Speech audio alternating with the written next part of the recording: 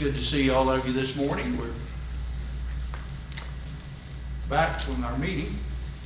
I couldn't help but think after our Friday night's lesson was over and our service was over, that it really was more of an intense study of the Sermon on the Mount. But, it was not just taken verse by verse, more topical. But I just felt like it was an outstanding meeting. And I felt like, all of us ought to have a more appreciation for the sermon and all that Jesus is, and even some ideas relative to the Pharisees and the, you've heard it said, but I say it to you, and all that.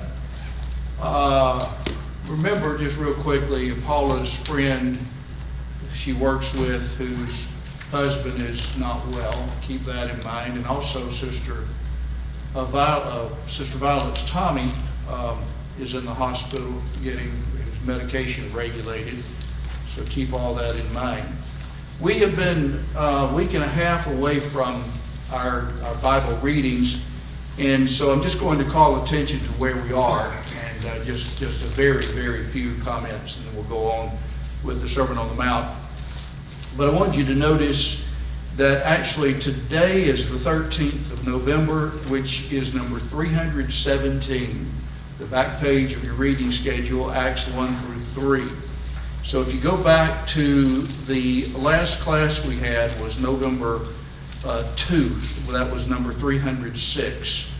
And so we ended up on number 307, that was Luke, the end of Luke. Luke stresses what aspect of Jesus? His what? Humanity. His humanity, that's right. And it's interesting that where we are now is in Acts, and we actually stopped in Luke, and during the meantime, during our meeting, John, the whole book of John would have been our reading, was our reading. John emphasizes his what? His deity, that's right. And so many chapters have an event that Jesus deals with, a miracle, and then the speech, a long speech that's afterwards.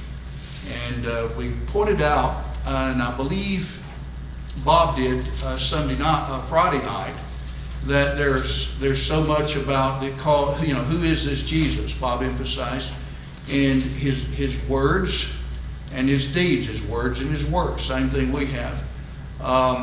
And it's interesting in Luke, when Jesus, when we have Jesus after the commission, according to Luke's account, Luke 24, then he takes his apostles out on the Mount of Olives, and then he ascends into heaven. And then the sequel to Luke, which is Acts, where does it start? Janet, I know we've been talking about that. Where does it start in Acts 1? With Jesus ascending into heaven. That's right. And so really Luke 24 and Acts 1 are blended together.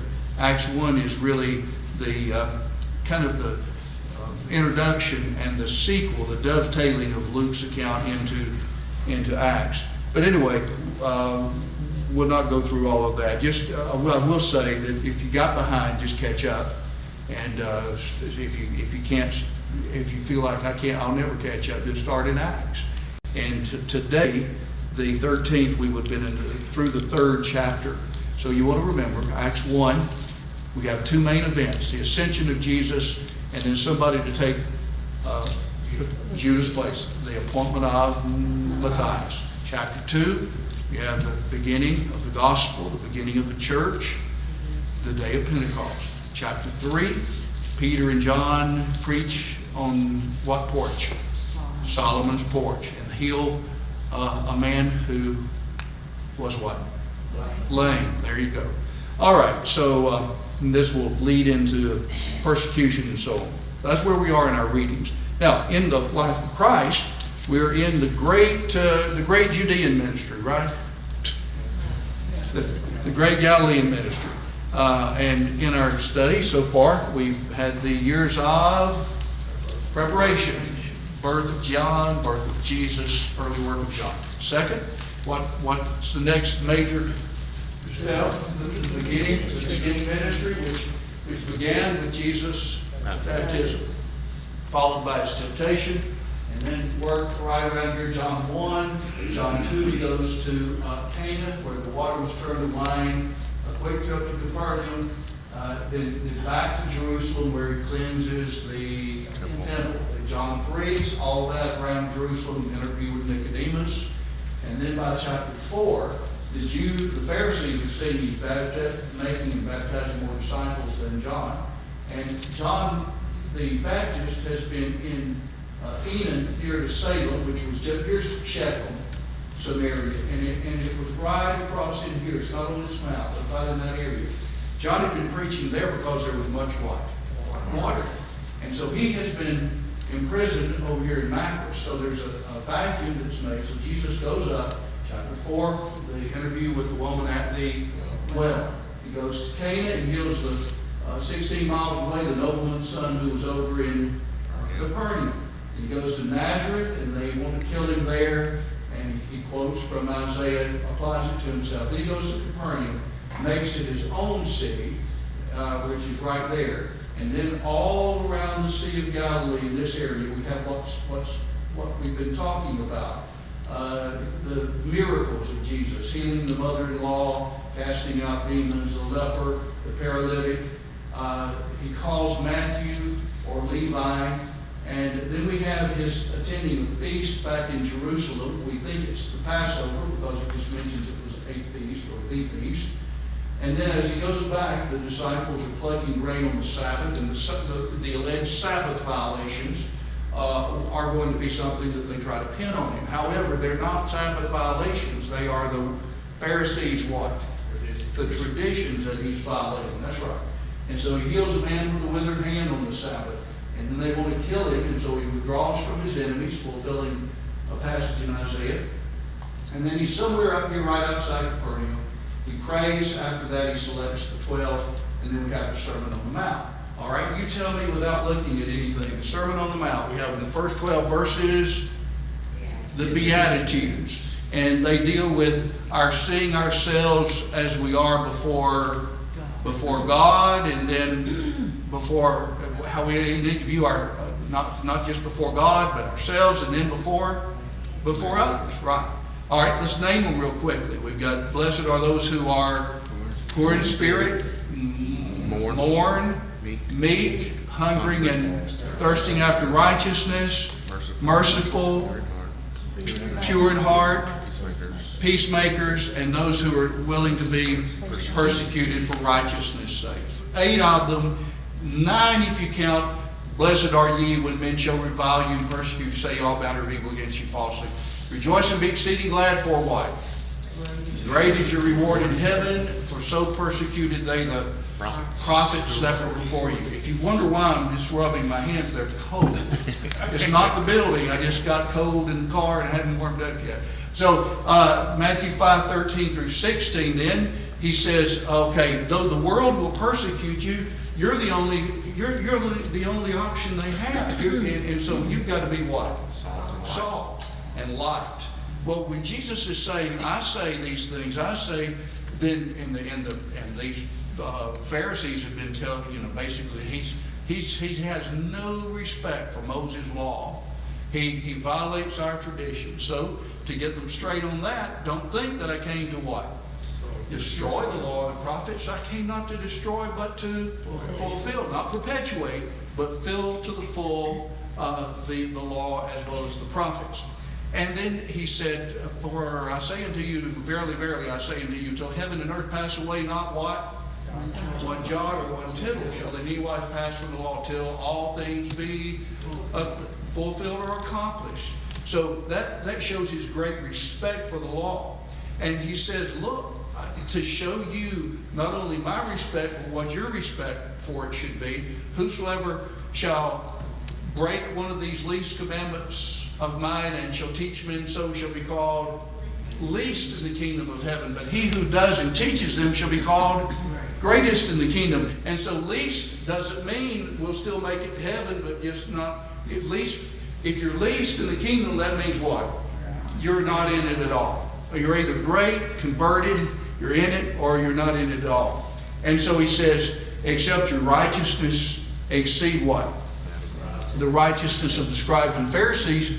You don't have any part in this kingdom. You may have your name enrolled in some membership list, but you're not a part of my kingdom because you don't treat me as a king. So then that sets the stage for really the rest of the chapter, and to a degree the rest of the sermon. And that is, here are things that were a part of the law, but interpreted also by the Pharisees in a loose way. And that was what many of these disciples were hearing. And so he says, okay, this is what you've been used to, but what? I say unto you. Now I wanted to come down and show, it's been a while, 2 weeks since we were talking about this.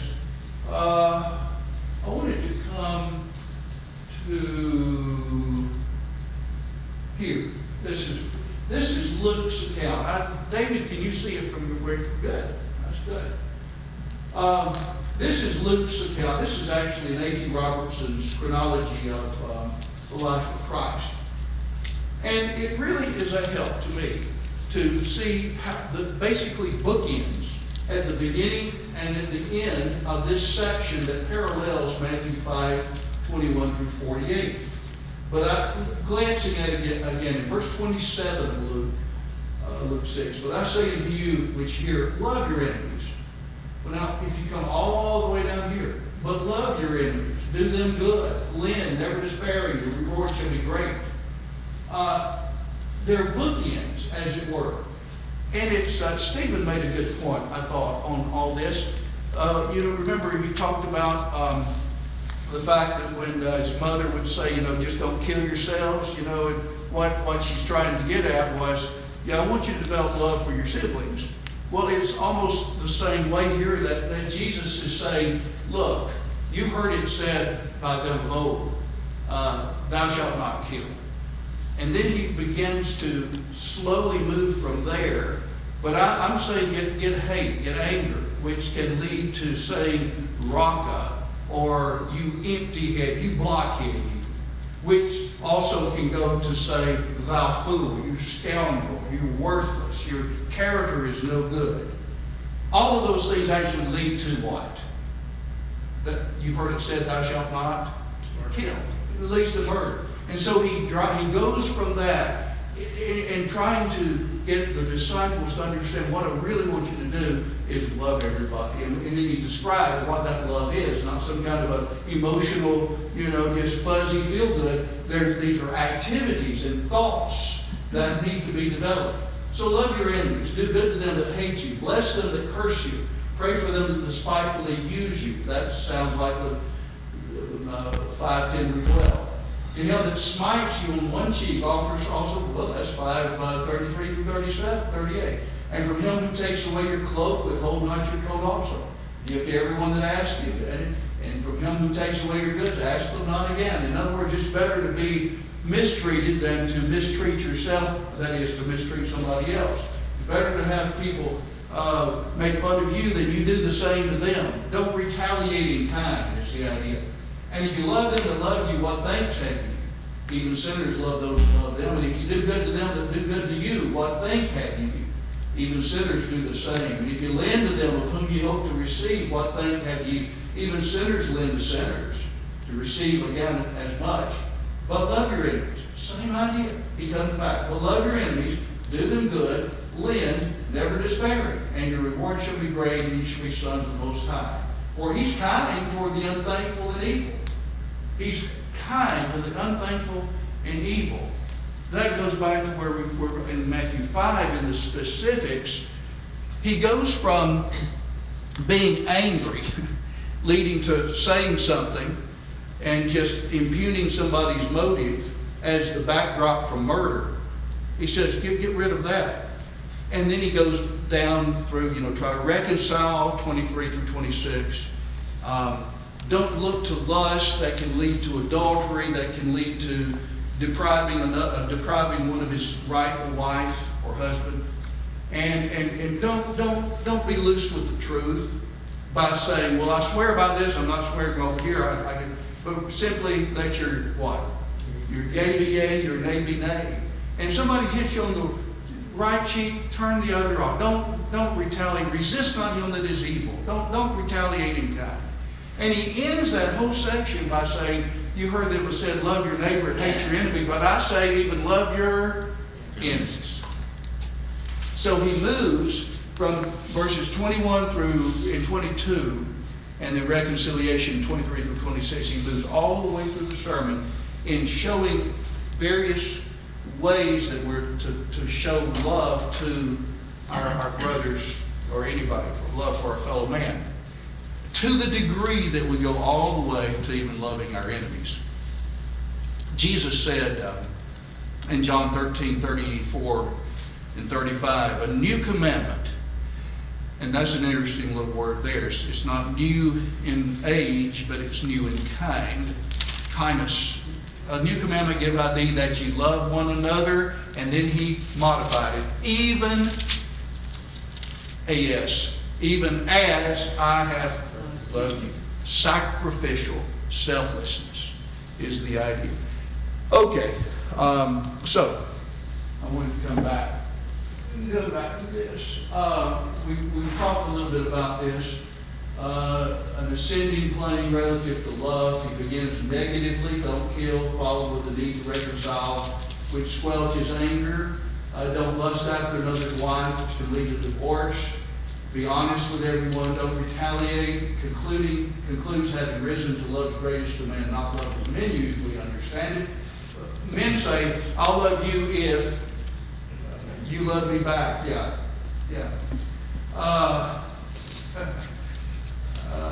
But love as God demonstrates, love even for one's enemies. It begins with how a kingdom citizen deals with his own inclination to evil, then closes with how to meet evil in others. All right, so that's where we were. And so this is where we've come to. We finished up in verses 19 and 20 last time we had class. And I want you to notice, let's go back and just read. I've been talking all over the place. And back in Matthew 5, let's read 21 through and 22. Patty, if you would, 21 and 22. And then we're going to read 23 through 26.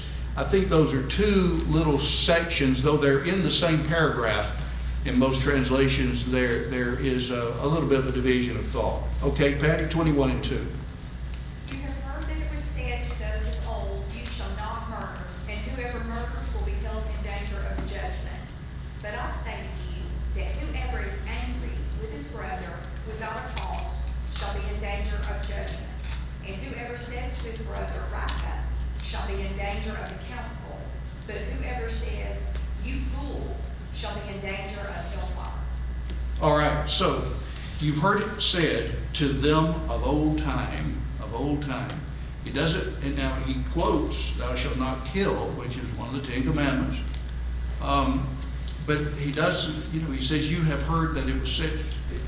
I think he not only quotes from the Old Testament, but he also has a backdrop of what? Lee, the backdrop of what? Background of what? Well, he quotes the law, but then he also, you have heard that it was said by them of old. The traditions of the Pharisees, the traditions of the elders, and maybe their perception of that as well as their interpretation of it. And so he says, but I say unto you, and we'll come back to that. Now, in 23 through 26, rather than let anger fester and take your hatred into the camp of your enemy by calling him blockhead or empty head, that's truly what it means, and then you fool, you scoundrel, all which can precipitate murder, he says what you need to do is try to reconcile. David, 23 through 26, please. Therefore, if you bring your gift to the altar and there remember that your brother has something against you, leave your gift there before the altar and go your way. First be reconciled to your brother and then come and offer your gift. Agree with your adversary quickly while you are on the way with him, lest your adversary deliver you to the judge. The judge hand you over to the officer and you be thrown into prison. Assuredly, I say to you, you will by no means get out of there until you have paid the last penny. All right, let's look at this for just a moment here. I mentioned on this chart that Jesus gives, well, first of all, he quotes quotes from the sixth commandment, thou shalt not kill. And then he gives 3 civil penalties that they understood for actually heart issues that would lead to murder. And he starts with anger, murder in the heart. And I really believe, if you had to summarize, that the overall teaching here is you resist, you restrain yourself from the very beginnings of sin. And in this case, sinful anger. The very opposite of anger for somebody is what? Love. And he goes back to Luke 6, Matthew 5, 43 through 48. 3 degrees of anger sins. There's the silent anger. A person can be angry and you not necessarily tell it. And I've got a definition for it, Greek and English in just a moment. Then the railing speech. That is where the anger, it's like it's bubbling up, it's boiling over, and you take it into the camp of that one that you were angry at. And then the bitter reproach, what you tell that person in speech. And so he has 3 degrees of anger and 3 degrees of punishment. And I thought Mark McGarvey and a number of others had some good comments on this. We should note that while sin has stages, God takes note of it from its very first germination in the heart, and that a man's soul is in peril long before his feelings bear the fruitage of violence and murder. And so, that, our actions, even you're thinking with me, I'm sure. You think about the Lord's Supper. We can go through the actions of eating the Lord's Supper.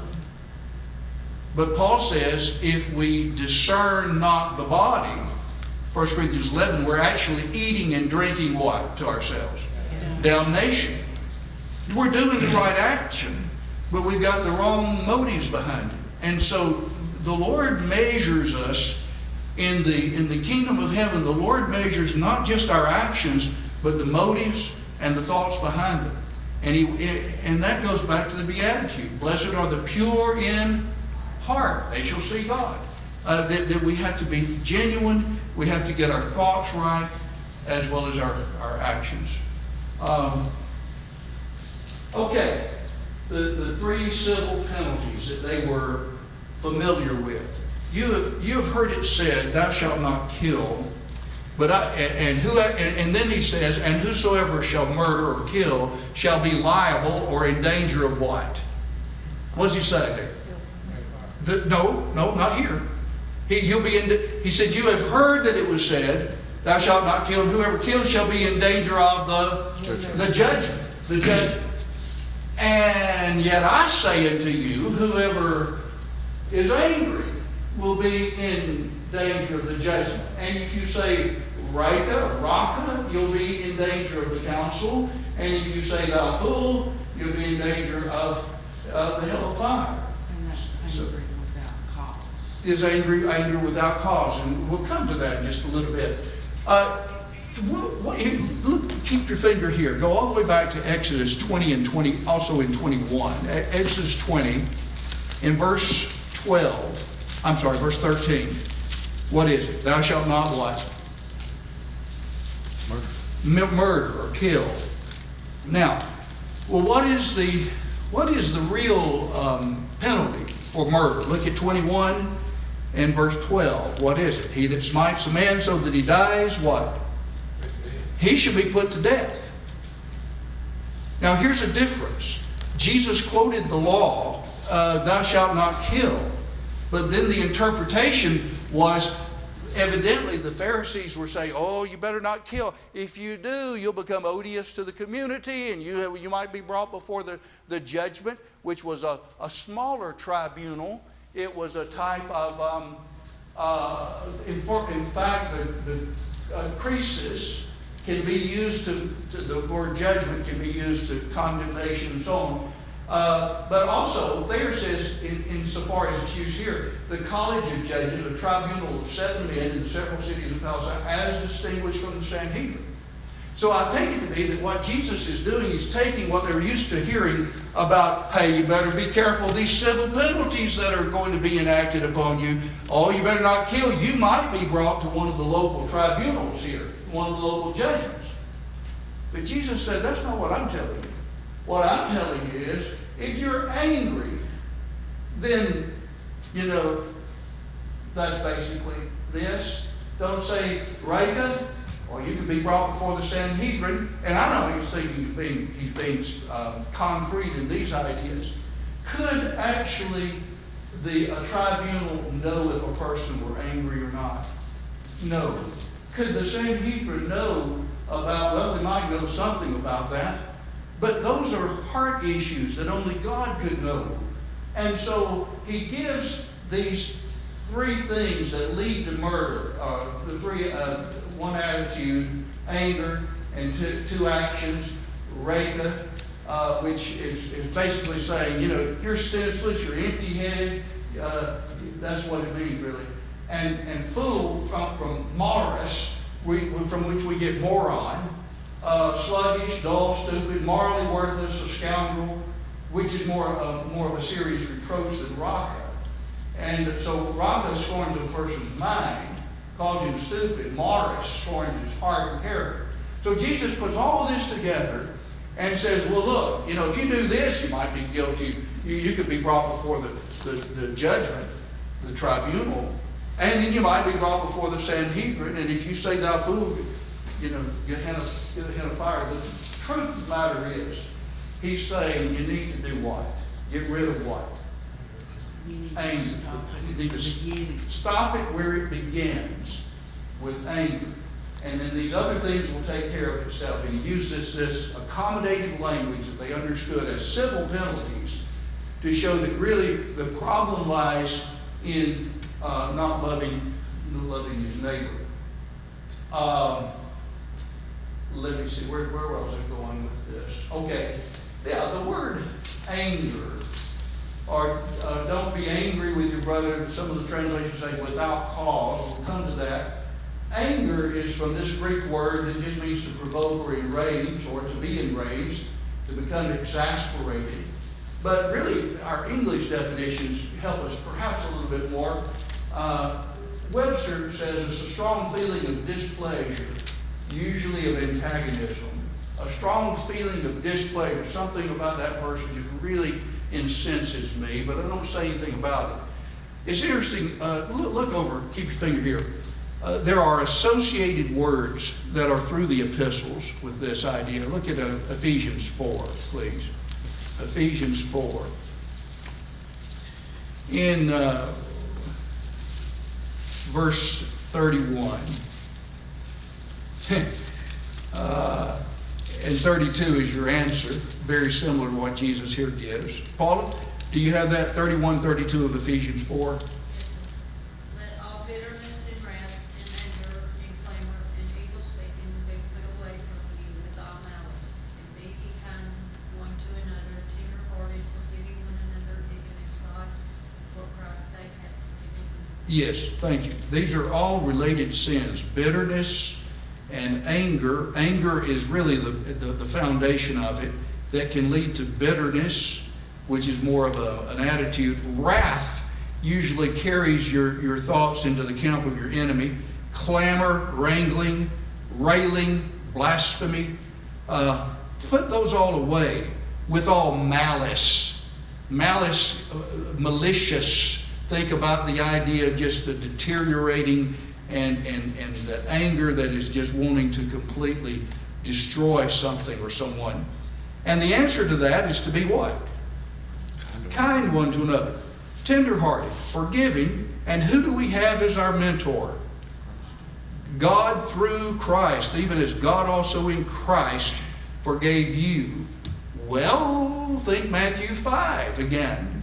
You've heard that it was said, thou shalt love thy neighbor and hate thine enemies. But I say, love your enemies, do good to them that persecute you, pray for them that despitefully use you, that you may be sons of your Father who is in heaven. Are you still with me in Ephesians 5? To me, this is so fascinating. That you may be sons of your Father who is in heaven. Look at 5:1. Be ye therefore what? Imitators of God as beloved children, and walk in love, even as Christ also loved you and gave himself up for us, an offering and a sacrifice to God for an odor of a sweet smell. That really is, in essence, the definition of love. Selflessness, sacrificial, wanting the better, what's in the best interest of the other. And it's right after these verses here. Same idea, guys, same idea. It's rather than someone kind of hurts my feelings or does me wrong, I'm going to get even or get back or get more. What can I do that really will help this person to get over that? Or is there something I've done? All right, so that's where we are there. And so he says, you have heard that it was said to them of old time, thou shalt not kill or murder, and whoever murders will be in danger of judgment. But I say, don't be angry, or it's judgment. So he puts the same things here like a civil trial. By the way, the law of Moses dealt with, certainly it dealt with religious matters, religious, sacrificial, all that. But it was a civil law as well.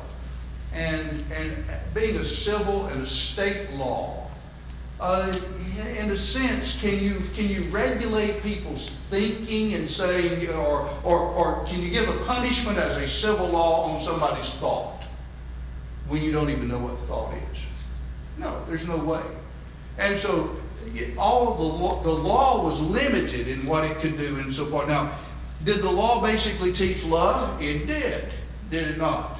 If you see your enemy's ox in a ditch, you're to help it out. That's in essence the teaching of love in chapter 23 of Exodus.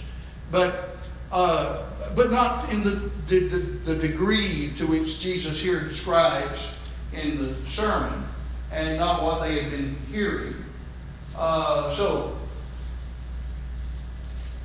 Here's something that I developed. This was actually in a lesson I preached on drunkenness some time back. But it's the idea of these things here. In fact, Jesus deals with this. And here in some other passages, murder, fornication, and drunkenness. Most everybody agrees that those are not good. Some would not on fornication, but anyway, the Lord deals with those things that precipitate or anticipate.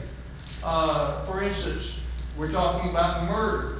In 1 Timothy 3, verse 3, one of the qualifications of an elder is he's not to be a brawler, someone who's anxious to get into it with somebody, a fight. But then that is precipitated. Why would a person want to get in a fight with somebody? Because you what? You hate something he's done to you. And the same way with fornication or adultery. Well, that really is precipitated by lasciviousness, lewd thoughts, the unchaste handling of male and female. We talk about dancing in the prom, but then that's precipitated by lust. So here's the desire to commit adultery, here's going a step farther, and here's the act. And then insofar as drinking is concerned, a sot drunk over here, and Paul deals with that in Galatians 5. But in 1 Peter 4, verse 3, he gives 3 stages of this idea of getting to be a sot drunk. A banqueting, or just basically a social drink that has, it can lead to excess. Then revelings, he's buzzed, and he's out there, hollering and carrying on, and then he just can't hardly stand up straight. So the Bible deals with all these levels of intoxication. And what it tells is, don't start over here. That can lead to right there. Don't start here. That's in 27-32. Don't start here. That can lead here. And the dissolution of a marriage. Don't start here when it can lead over here. So there's that putting on the brakes, the restraining of our thoughts that lead to these actions that are wrong and obviously the very opposite of love. Comment or thought? Brother Gene, anything you want to add? James said your sin begins with lust. Yes. And lust when it's Receive some conceived. here. I was thinking you had your arrows pointing in the wrong directions up there, but I see you've got the Yeah. top, it says kill the root, so you're pointing at the root. Yeah, I probably should turn this backwards, hate, brawling, and murder, lust, lasciviousness, fornication, but yeah, it goes back to that, I guess that's where I was going. Starts in your mind. Starts in the mind, that's exactly right. Yeah, you might mention that in almost every occasion when it talks about God's love for us and loving one another and Jesus' love, it's agape. Yes. It's the word. Selflessness. It's not feelings and Yes. emotion. It's Active. kind of I'd say a neutral. Jesus, when he went to talk to people, like the woman at the well, you know, he completely knew what her Status. life was. Mhm. But, you know, he didn't just jump on her. Right. But, you know, he kind of followed her lead and he that speaketh to thee and he. Yeah. You know, he got down to the point of the whole discussion. Yes. And, but, you know, I think that ideally, we all ought to be in neutral. Yeah. Try to separate ourselves from, You know. personally, yeah. You know, I'm a poor example. You know, you get aggravated at somebody in traffic. And, Oh, yeah.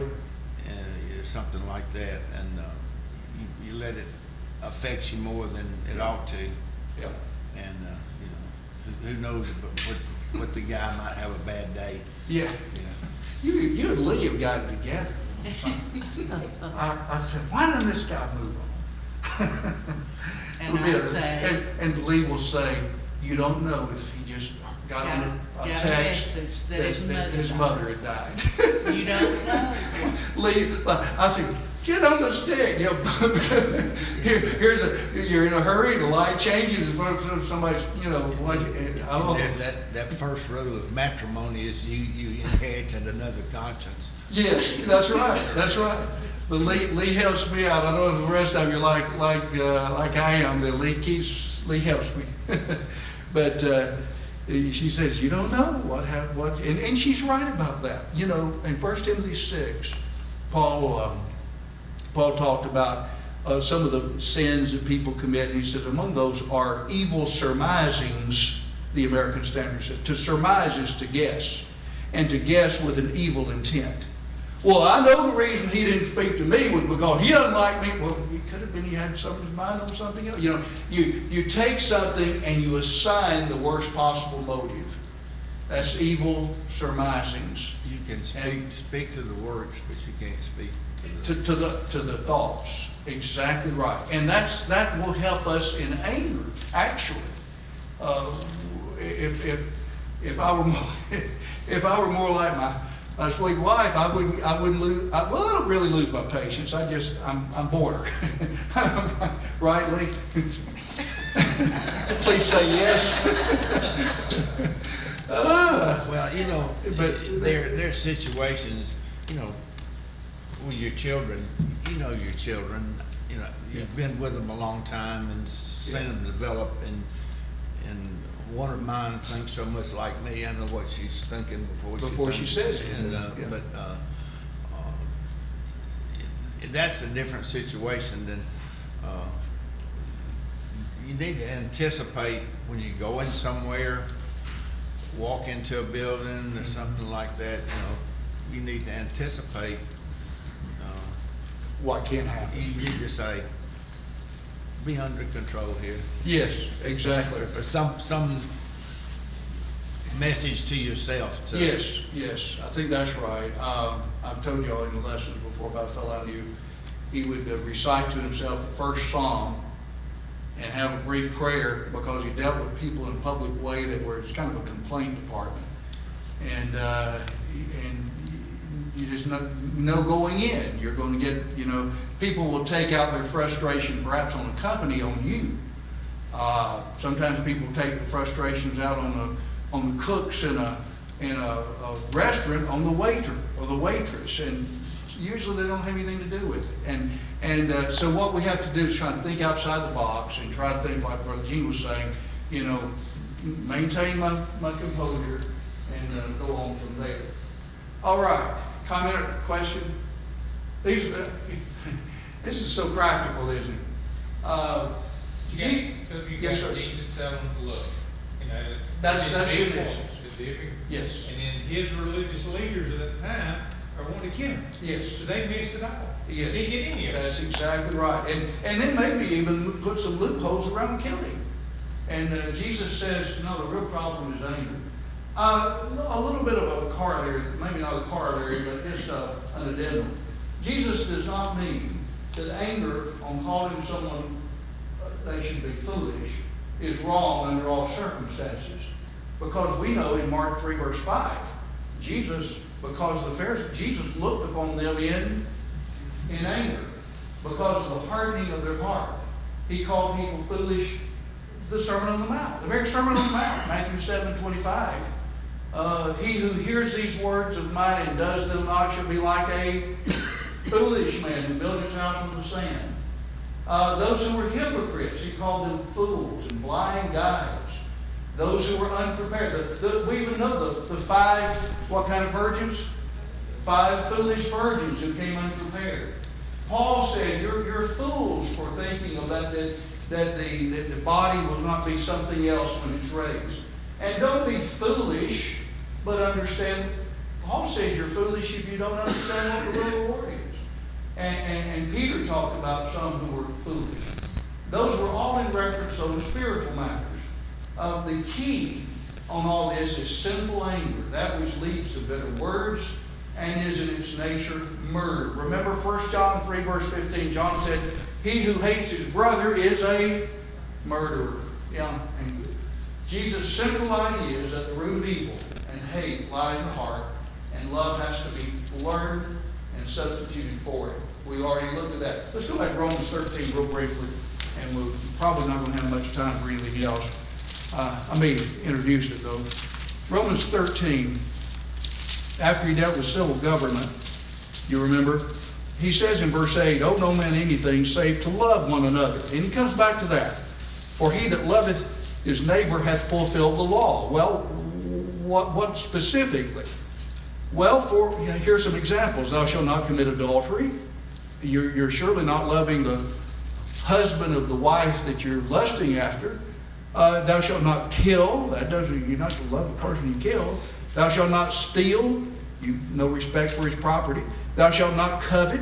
And if there be any other commandment, it's summed up in this word, namely, thou shalt love thy neighbor as yourself. Then on a negative point of view, love works what? No ill. See, it's negative. In other words, you don't want to do anything that would hurt your neighbor. Love, therefore, is the fulfillment of the law. So he takes it from negative as well as positive. And going back to what Brother Gene said a while ago, we go in a building, we go somewhere, we know things could be volatile. I want to treat everybody I come in contact with in such a way that will be in their best interest spiritually, their best interest eternally. That's what's going to guide my words and my actions. And I think that helps. That makes sense to everybody. So it removes, like Brother Gene said again, it kind of removes you personally from it and say, this is my MO as I proceed on that. Now, real quickly, overview. What about somebody that is really angry? Maybe I've done something wrong to them. I really wronged them. Well, how to deal with our victim? What most people dread, and that is, I've done something wrong to you. And what Jesus says here is, well, he needs to come to you. No, you need to do what? You need to go to him. It's a fascinating thing. I don't have this on the chart. But in the Sermon on the Mount, if I've wronged Lee, and I'm thinking about worship, and I'm bringing my gift to the altar, I need to leave the gift at the altar. In other words, I need to stop singing and praying, and I need to do what? Reconcile to her first, and then come back. Basically, our wrong behavior short-circuits worship. It short-circuits worship. A soft answer turns away right. That's right. Good point. I heard that from my granny alone. Yes. So, he's talking about not a person who's just kind of aggravated with you because you didn't comb your hair the right way, or you doesn't like the dress you got on, or pants are ugly or something. It's not that. But it's actually a person you've sinned against. You've wronged this person. And that person is your adversary. And he has a legal complaint against you. So the one who seeks to worship God is not someone who's simply been misunderstood. He's actually wronged his brother.